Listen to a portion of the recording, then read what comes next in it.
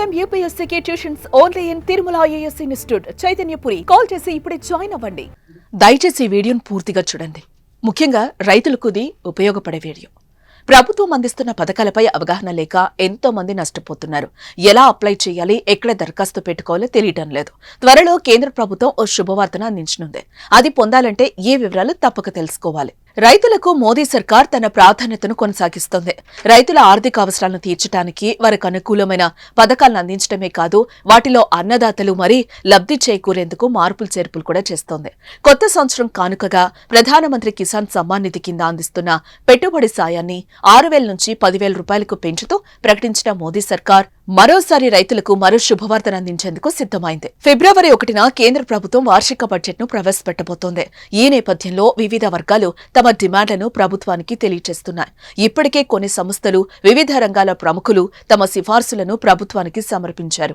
ఈ క్రమంలో రైతుల దగ్గర నుంచి పేద, మధ్యతరగతి వరకు ప్రజలు కేంద్రం పద్దుపై అనేక ఆశలు పెట్టుకున్నారు. తమకు ఎలాంటి ప్రోత్సాహకాలు ఉంటాయోనని ఆశగా ఎదురుచూస్తున్నారు. ఇంతలోనే అదిరిపోయే సమాచారం వచ్చింది. కిసాన్ క్రెడిట్ కార్డ్ లిమిట్ ను పెంచాలని కేంద్రం భావిస్తోంది. రానున్న బడ్జెట్లో కిసాన్ క్రెడిట్ కార్డ్ పరిమితిని 3 లక్షల నుంచి 5 లక్షలకు పెంచే అవకాశాలు కనిపిస్తున్నాయి.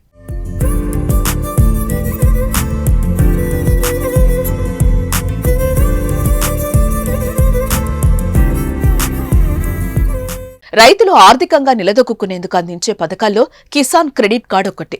వ్యవసాయంలో ఇబ్బందులు పడకుండా ఉండాలన్న ఉద్దేశంతో కేంద్ర ప్రభుత్వం ఆర్థికంగా భరోసా కల్పించేందుకు స్కీమ్ను అందుబాటులోకి తీసుకొచ్చింది.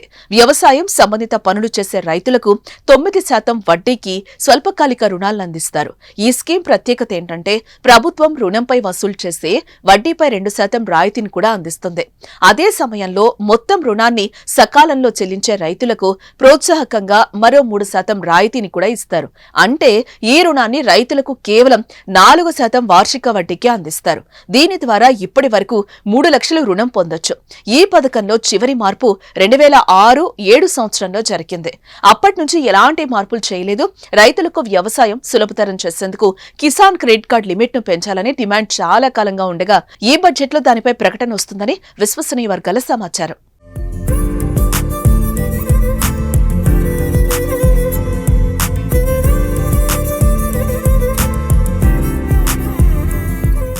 దేశంలో అన్ని ప్రముఖ బ్యాంకులు కిసాన్ క్రెడిట్ కార్డును అందిస్తాయి. ప్రభుత్వ బ్యాంకులతో పాటు ప్రైవేటు బ్యాంకులు ఈ సేవను అందిస్తున్నాయి.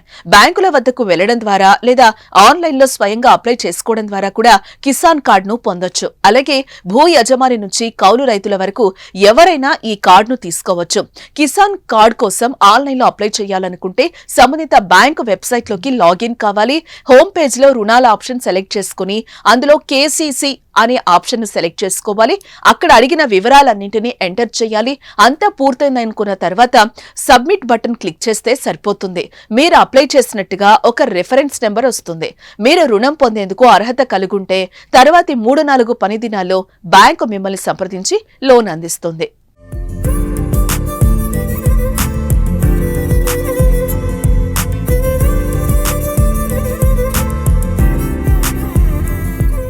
ఆఫ్లైన్ లో కిసాన్ కార్డు పొందాలనుకున్న వారు తమ దగ్గరలో ఖాతా ఉన్న ప్రభుత్వ, ప్రైవేటు బ్యాంకులను సంప్రదించొచ్చు. కిసాన్ కార్డు కోసం ఆధార్ కార్డు లేదా voter ID, driving licence, PAN card, పాస్పోర్టుల్లో ఏదో ఒకటి ఐడి ప్రూఫ్ ఇవ్వాలి. దరఖాస్తుదారు పాస్పోర్టు సైజు ఫోటో, భూమికి సంబంధించిన పత్రాలు, బ్యాంక్ అడిగే ఇతర పత్రాలను అప్లికేషన్ ఫారంకు జత చేసి బ్యాంక్లో సమర్పించాలి.